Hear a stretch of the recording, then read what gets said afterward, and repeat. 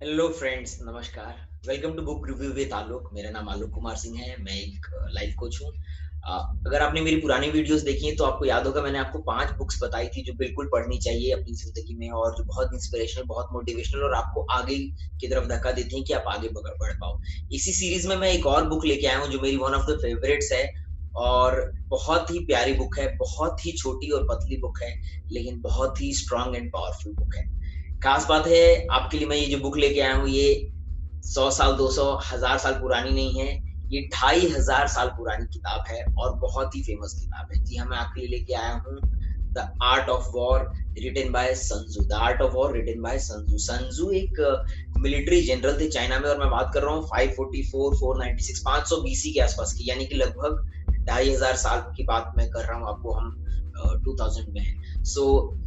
ये बुक उस वक़्त की है, 2500 साल पहले की है और वॉर, कंटेम्परेरी वॉर फेयर की बात करती है, वॉर टेक्निक टैक्टिक्स की बात करती है। तो अभी ये हम क्यों पढ़ें या अभी हम ये क्यों बुक देखें, ये बहुत इम्पोर्टेंट है। और फिर नेपोलियन ने इस बुक को क्यों पढ़ा, माओ ज़ेडोंग ने क्यों पढ़ा, फिडेल कैस्ट्रो ने क्यों पढ़ा, ये सोचने की बात है कि इन लोगों ने इन बुक्स को क्यों पढ़ा होगा, उनको ये बुक्स क्यों पसंद होगी। वही नहीं, आज की डेट में ये बुक बड़े-बड़े कॉलेजेस में, बिज़नेस स्कूल्स में क्यों पढ़ा जा रहा है as a subject, as a topic, क्योंकि इसकी जो टैक्टिक्स है, वॉरफेयर है, जो लॉजिक है, वो इस कॉम्पिटिटिव एंड कैपिटल मार्केट वाले वर्ल्ड में बहुत ही अच्छी हैं, बहुत ही लागू होने वाली चीज़ें हैं। क्यों?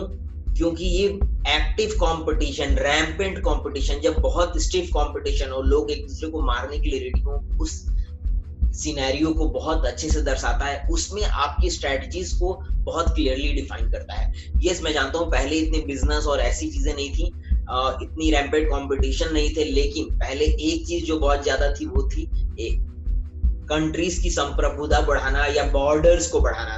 Borders were a business for Kings, right? तो बॉर्डर्स जितना बढ़ रहा है, समझिए किंग का बिजनेस उतना बढ़ रहा है। और उस वक्त ये बुक इतनी इंपॉर्टेंट थी कि जब आर्मी जनरल ने, sun tzu ने बहुत सारी पॉइंट्स लिखे तो इसको किसी ने कलेक्ट किया कभी, और बहुत क्लियर नहीं है कब ये लिखी गई, पहली बार ये कैसे पब्लिश हुई, बट उसके सारी टैक्टिक्स को एक बुक में डालने के बाद इसको द आर्ट ऑफ वॉर का नाम दिया गया है मॉडर्न वर्ल्ड में।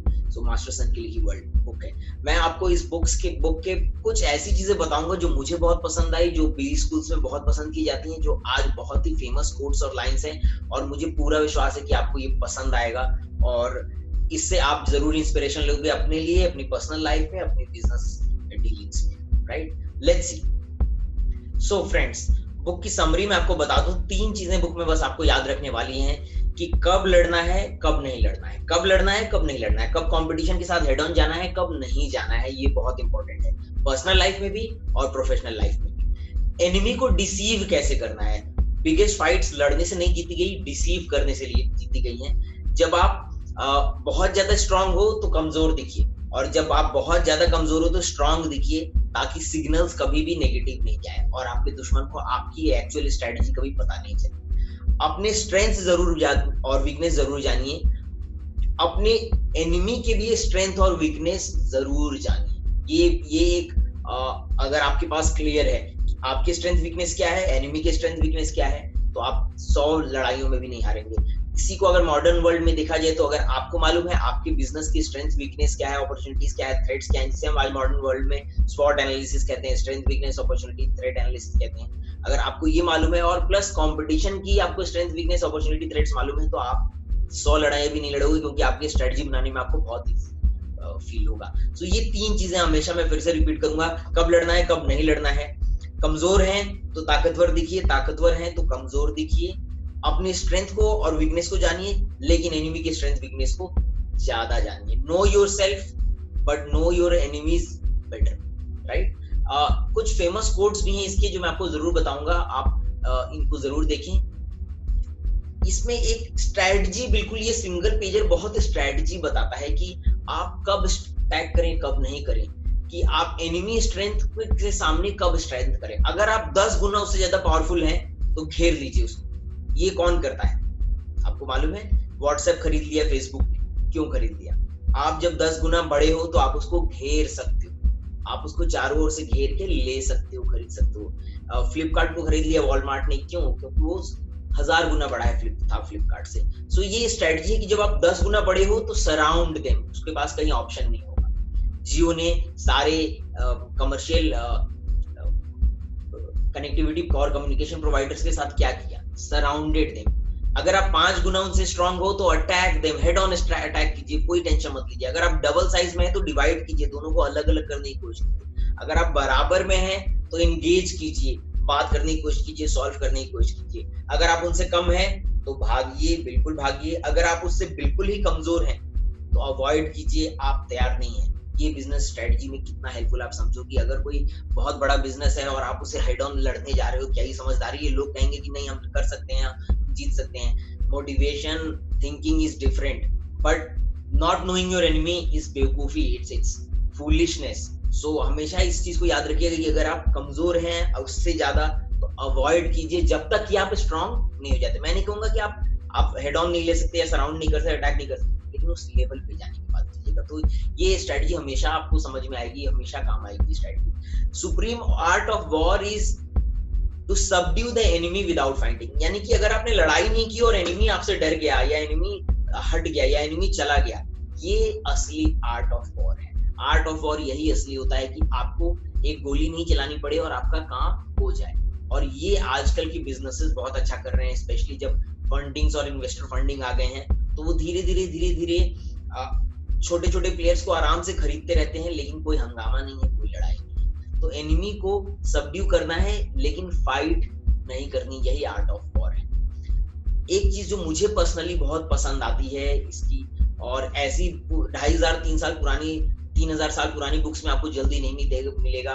ये ज्ञान शायद आपको भगवत गीता में और कौटिल्य चाणक्य की किताब में भी नहीं मिलेगा। तो ये जरूर ध्यान दीजिएगा कि treat your own man like your beloved one. अपने सैनिकों और हथियारों को जो लेके चल रहे हैं उनके साथ अपने बेटे जैसा व्यवहार कीजिए, और वो आपको गहरे से गहरे अंधेरे में गहरे से गहरे टाइम में फॉलो करेंगे। अगर आप बिजनेस ओनर हैं छोटे से, अगर आप बिजनेस ओनर हैं बड़े से, अगर आप एचआर हेड हैं, अगर आप रन कर रहे हैं बड़ी ऑर्गेनाइजेशन, अगर आप सीईओ हैं, तो भी याद रखिएगा कि अगर आपने अपनी कोर टीम को, आपके अपने नीचे रहने वालों को अपने बेटे जितना प्यार नहीं दिया तो वो क्यों आएंगे मुसीबत के वक्त आपके साथ में? जब हम देख रहे हैं पूरी दुनिया कोलैप्स कर रही है कोरोना वायरस के टाइम में, तो कोई क्यों आएगा आपके पीछे? इसलिए आएगा क्योंकि आपने उनको वो प्यार दिया है, वो इज्जत दी है, वो ओहदा दिया है, वो वैल्यू दी है जो आप अपने बेटे को देते। बिल्कुल ये याद रखिएगा, ये तैयारी है जो आपको पूरे टाइम में काम आएगी। और always care about your man.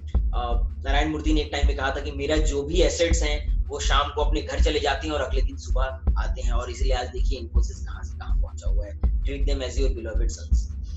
एक बहुत अच्छी चीज लगती है मुझे कि ये कॉर्पोरेट्स के लिए बहुत बड़ा पॉइंट है दोस्तों, खासतौर से आप ध्यान रखिएगा। जैसे किसी देश को आपने जीत लिया, संजू कहते हैं कि किसी देश को आपने जीत लिया तो क्या जीता अगर आपने उसको बर्बाद कर दिया, उसके लोगों को मार दिया, उसकी प्रॉपर्टी तहस नहस कर दी, उसकी दीवारें तोड़ दी?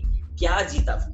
जीत तो तब है जब आपने उसको पूरा का पूरा वैसे ही जीता जैसे वो था, पूरा का पूरा वैसे ही हथियार लिया जैसा वो था। अगर आपने उसको तोड़ दिया, बर्बाद कर दिया, तो फिर आपको जीतने का फायदा क्या? आप उससे क्या ले पाओगे? क्या बेनिफिट आपको मिलेगा? सेम आज के मॉडर्न वर्ल्ड में ऑर्गेनाइजेशंस के साथ यूज होता है कि अगर आपको किसी कंपनी को टेक ओवर करना है तो उसको इंटैक्ट लीजिए। अगर आप उसको बर्बाद करने की कोशिश कर रहे हैं, आप उसको तबाह करने की कोशिश कर रहे हैं, तो कल को आप उसे खरीद भी लेंगे तो क्या फायदा होगा? So never destroy your enemies, always win them, don't destroy them, because at the end of the day आपकी सैनिक सेना कैसे बढ़ेगी? आपकी कंपनी में और नए लोग कैसे आएंगे अगर आप दूसरी कंपनी के लोगों को नहीं लाओगे, उनको फायर कर दोगे, उनको हटा दोगे, टैलेंट्स को बर्बाद कर दोगे, मास टर्मिनेशंस कर दोगे, उनकी पॉलिसीज हटा दोगे? Don't do that, don't do that. Idea ये है कि उनको जीतना है तो पूरा जीतिए, ताकि उनकी सारी अच्छी बुरी सब चीजें आपको मिले, बुरी चीजें आप बाद में हटा पाएंगे और अच्छी को इम्प्रूव कर पाएंगे। तो याद रखिए कि प्रैक्टिकल वॉर में ये बहुत ही, sometimes we need to lose small battles in order to win the war. Yes, हमें ये हमेशा याद रखना, हमारी एक प्रॉब्लम है, हम हमेशा जीतना चाहते हैं, हर गेम, हर चीज, हर छोटी छोटी चीज जीतना चाहते हैं। दोस्तों नहीं, छोटे छोटे बैटल्स कभी कभी हम हार जाते हैं, और इनको लर्निंग लेसन्स मान के रखिए, इनको माइलस्टोन्स मान के रखिए। अगर आपके मन में ये क्लियर है तो बड़ी लड़ाई आप कभी भी नहीं हारेंगे, आप हमेशा बड़ी लड़ाई जीतेंगे ही जीतेंगे। मैं इस बुक के लिए आपको ऑल द बेस्ट बोलूंगा, और मेरी तरफ से यही आपके लिए है कि इस बुक को ज़रूर पढ़ें। बहुत अच्छी बुक है, बहुत प्यारी बुक है, ख़ास बात है बहुत पतली बुक है अगर आप ध्यान से देखेंगे। So enjoy this book and always try to learn something from every book. अगले बुक रिव्यू में अब मैं आपके लिए कुछ और ख़ास और नया लेके आऊँगा, ऐसा ही कुछ जो आपको इंटरेस्टिंग लगेगा। तब तक के लिए अपनी फैमिली का ख़्याल रखिए और मुस्कुराते रहिए। अगर आपने ये चैनल नहीं कभी फॉलो किया है या लाइक और सब्सक्राइब नहीं किया है, तो please, please, please do that. आपको अगर और कोई बुक पे रिव्यू चाहिए जो आपको पसंद है, इंग्लिश, हिंदी लैंग्वेज में, तो प्लीज़ मुझे बताइए, कमेंट्स में बताइए। मैं ज़रूर उसको लाने की आपके लिए कोशिश करूँगा। Thank you so much. जिद कीजिए कि आप बुक पढ़ पाएँगे ये, क्योंकि अगर आपने जिद किया तो मुमकिन है। जिद है तो मुमकिन है। Good bye.